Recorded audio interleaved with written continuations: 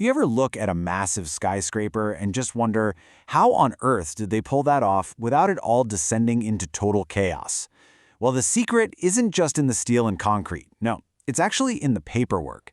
Today, we're going to pull back the curtain on the whole process of plans, proofs, and approvals that keeps these incredible projects from falling apart. I mean, look at this. This is the dream, right? A perfectly executed vision. Every single beam, every bolt, every window is exactly where it's supposed to be. This is the goal, where all that careful planning creates something, truly amazing. But let's be real. The reality on the ground can feel a million miles away from that perfect picture. A construction site is a super high-stakes game where one tiny mistake can unleash all kinds of chaos. It's a constant battle to keep control over a really complex and, frankly, often dangerous process. And the stakes? They are incredibly high. Get this, the fatal injury rate in construction is a shocking 5 times higher than in all other industries combined. So this stuff we're about to break down, it isn't just about saving money or time. It's literally about saving lives. All right, so here's our roadmap for getting from that chaos to total control. We're going to start with the plan, which is the method statements. Then we'll get into the proof, the construction submittals. After that, we'll decode the whole approval workflow they both have to go through. And finally, we'll look at how digital tools are completely changing the game. Okay, first up, the plan. For pretty much any job you can think of on a construction site, that plan is called a method statement.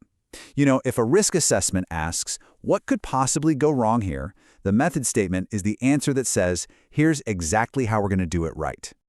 So what is a method statement, really? Well, think of it as the ultimate how-to guide for a specific task. And it's not some generic checklist either. It's a super detailed, site-specific plan.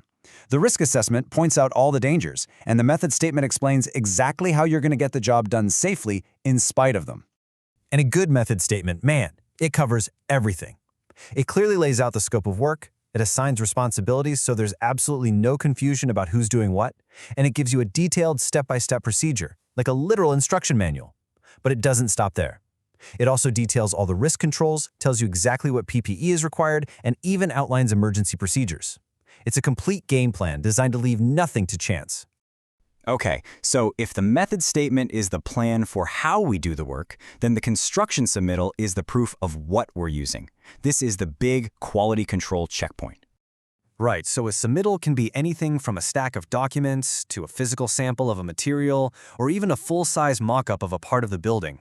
The whole point is to prove to the design team that what you plan to use matches their vision, and you do this before anything gets ordered or installed.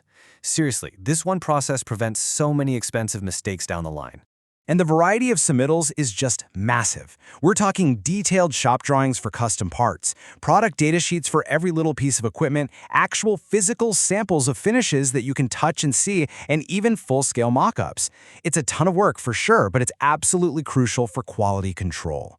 So, we have the plan, and we have the proof, but they're both pretty useless until they get a thumbs up, right?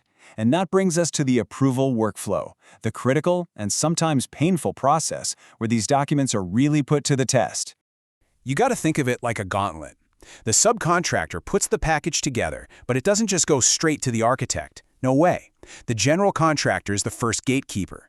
They do an internal review to catch any obvious mistakes. Then it gets submitted to the design team for the real official review. And finally, it comes back with a verdict. And this right here, this is the universal language of project approvals. Code A is the ultimate green light. Approved, full steam ahead. B is kind of like a yellow light. Approved as noted. You can go ahead, but you have to make the changes the design team wants. And then you have C and D. These are hard stops. C means revise and resubmit. You got to fix it and go through the whole process again. And D, that's a flat-out rejection. It's so off the mark, you basically have to start from scratch. So how often do those red lights start flashing?